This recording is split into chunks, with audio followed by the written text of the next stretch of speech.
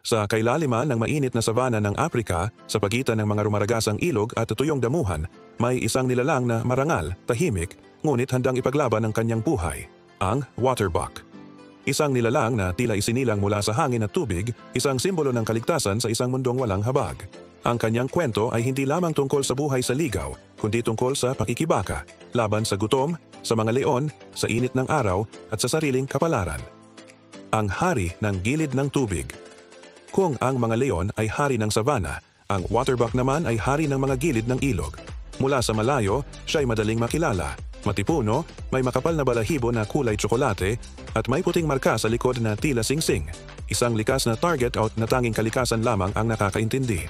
Ang lalaking waterbuck ay may malalaking sungay, baluktot at matalim, na parang disenyong hinugot mula sa sinaunang sining.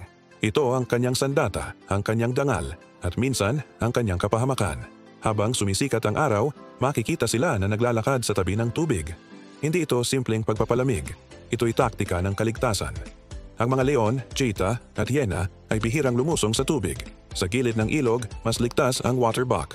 Kaya dito nila itinayo ang kanilang kaharian, sa pagitan ng takot at kapayapaan. Ang lihim ng amoy, ngunit may isang kakaibang katangian ng waterbuck, isang sekreto ng kalikasan na bihirang mapag-usapan. Ang kanilang balat ay may taglay na matinding amoy, isang natural na repellent laban sa mga insekto, at minsan pati mga mandaragit. Marami ang nagsasabing mabaho sila, parang pinaghalong langis at usok ng kahoy.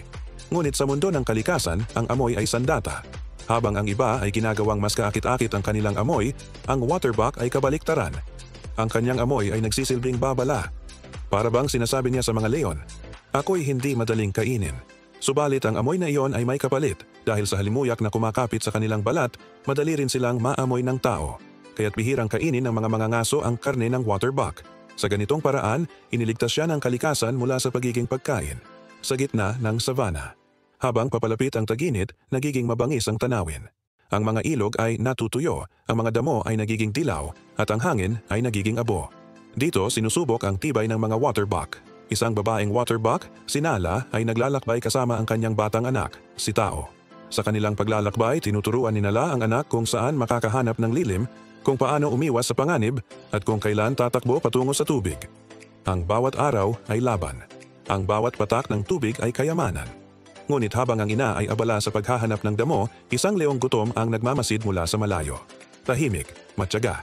Alam niyang kapag lumayo ang waterbuck sa ilog, mawawala ang kanyang kalamangan. Sa isang iglap, tumalon ang leon. Sumigaw si Nala.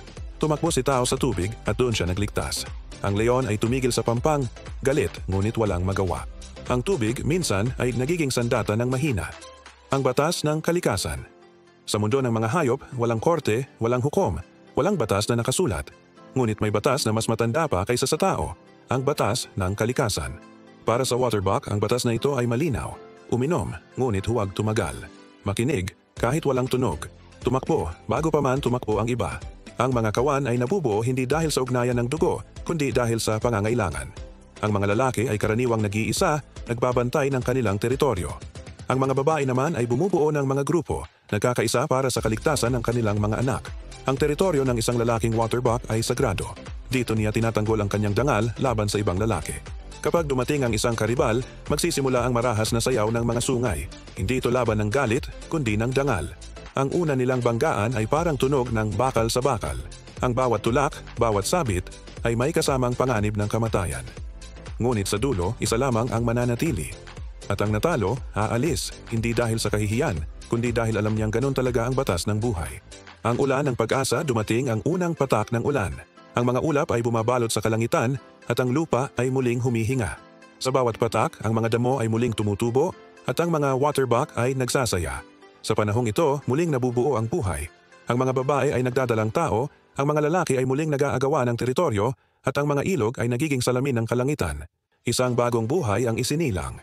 Isang maliit na waterbuck, nanginginig at mahina. Sa kanyang unang paghinga, tinitingnan siya ng kanyang ina. Sa mata ng bata, may inosensya. Ngunit sa mata ng ina, may takot. Dahil alam niya na sa mundong ito, ang inosente ay madalas unang nawawala. Ang mga kaaway sa kadiliman. Habang lumalalim ang gabi, tahimik ang savanna. Ngunit sa dilim, may mga matang nagmamasid. Ang mga leopardo ay gumagalaw na parang anino. Tahimik, mabilis, at walang awang pumapatay. Isang grupo ng mga waterbuck ang nakatayo sa pampang. Ang hangin ay malamig, ngunit may kakaibang pakiramdam. Ang pinuno ng grupo ay nakaramdam ng panganib. Itinaas niya ang ulo, huminga ng malalim at nakinig. Ang mga ibon ay tumahimik. Ang katahimikan ay naging babala. Mula sa damuhan, isang leopardo ang tumalon. Ngunit bago pa man siya makalapit, ang mga waterbuck ay tumakbo patungo sa tubig sabay-sabay. Parang hukbo ng sundalo. Ang tubig ay kumislap sa buwan. At ang leopardo naiwan sa pampang, gutom at basa. Sa gabing iyon, muling nagwagi ang tubig. Ang laban ng panahon, ang waterbuck ay simbolo ng balanse. Sila'y hindi pinakamabilis, hindi pinakamatapang, hindi rin pinakamatalino. Ngunit sila'y nananatiling buhay sa gitna ng kalupitan ng kalikasan. Ang kanilang sikreto, adaptasyon. Kapag tag-init, lumilipat sila malapit sa ilog. Kapag tag-ulan, umaakyat sila sa mataas na lupa para iwasan ang baha. Ang kanilang balat ay makapal kaya't hindi sila agad kiniginaw. At ang kanilang amoy, oo, kahit mabaho, ay nagbibigay proteksyon laban sa mga insekto at mandaragit.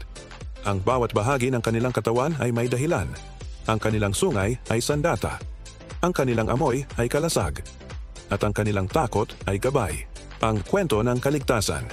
Sa bawat araw na lumilipas, libu-libong waterbuck ang namamatay. Ngunit libu-libong bagong buhay din ang isinisilang. Ito ang walang katapusang siklo ng buhay sa savanna. Ngunit higit sa lahat, ang kwento ng waterbuck ay kwento ng pagpupunyagi. Ng nilalang na hindi man pinakamalakas ay marunong mabuhay.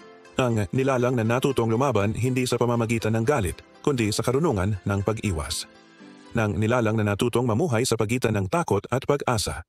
Ang huling sulyap sa kaharian. Habang lumulubog ang araw, ang langit ay nagiging ginto. Sa tabi ng ilog, makikita ang isang grupo ng waterbuck na tahimik na umiinom. Ang kanilang mga katawan ay kumikislap sa liwanag ng dapit hapon.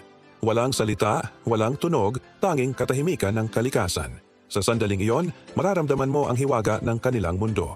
Ang ganda ng pagiging simple, ang karangyaan ng paghinga, ang biyaya ng tubig, ang waterbuck ay hindi lamang hayop, sila ay paalala.